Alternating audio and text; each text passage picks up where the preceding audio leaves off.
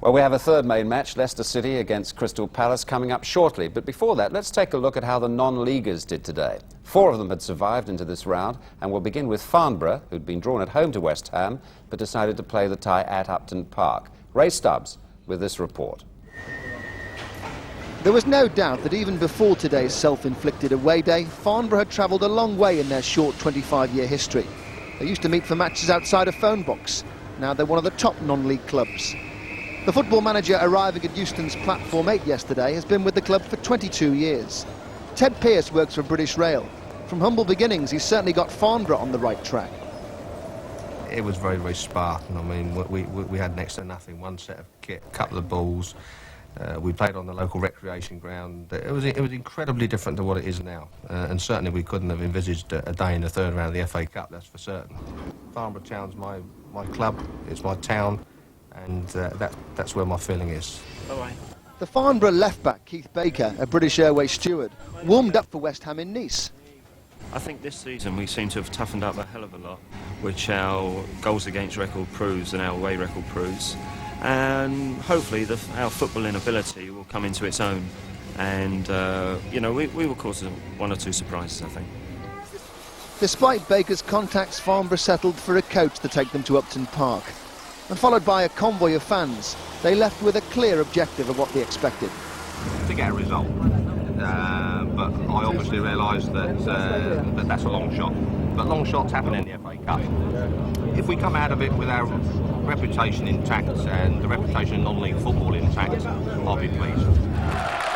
While the West Ham fans blew bubbles, the Farnborough faithful blew up balloons to welcome their side.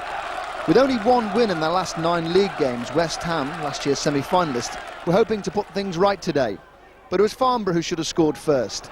The British Airways steward Baker flighted a ball forward, but from Reed's cross, Coney's header drifted wide.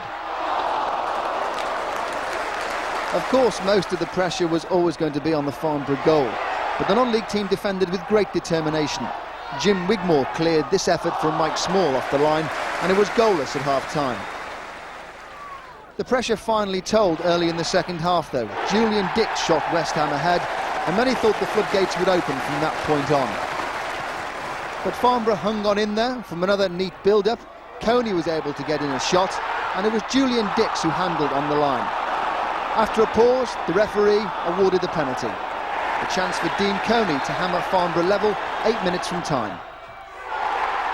That's the way it stayed, and while the anger of the West Ham fans threatened to boil over, everyone involved with the Hampshire club were able to celebrate a famous day, especially Farnborough's long-serving manager Ted Pearce, who raced to applaud the Farnborough fans at the final whistle. They were so joyous, so full of fun, and I mean they've enjoyed their day. I just want them now to realise that they've got a team well worth supporting, and I hope that they will come regularly now to Cherrywood Road, because we don't get this sort of following at home. Is it the best day in the 22 years you've been here? Well, I can't remember one better. Right now it certainly is, and it's fantastic, and I'm going to savour it. And how about the replay? Replay. We're better away from home, you know. We're better. I mean, you have a look at our away record. I think we've lost 2 away games in the last 12 months, so week on Tuesday, you never know, we might get a better result.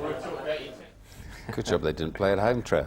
That's right. I mean, we could say we went for the second leg, I think, with the home receipts. But I mean, it's a great performance when you think of the following. As you know, he said in the interview just before, it's a long shot at getting a result. But suddenly, I mean, in just those clips we saw, I mean, the chance in the first half. But I think from West Ham's point of view, when you're near the bottom of the first division, you get that sort of draw, and you think, well, perhaps we get a few goals, bit of confidence going, and suddenly it works in the reverse. You know, you have a nightmare result, and a bit unlucky Farnborough because of Wrexham's victory over Arsenal. Probably overshadows what a fantastic achievement theirs was to draw at West Ham today. And you know, it's just from West Ham's point of view now, they've got to try and look at the replay, get that sort of result they were looking for today. But it's a difficult time. Well, priority is to stay up, but I mean, you can't afford to go out to sort of a non-league side. You've got to try and get a run of some sorts going. That today was the one where you're looking to build up a bit of confidence, because at the moment the players aren't as bad as the results are suggested. It's just they're drained of confidence, and results like that aren't going to help. OK, well, one of the better non-league out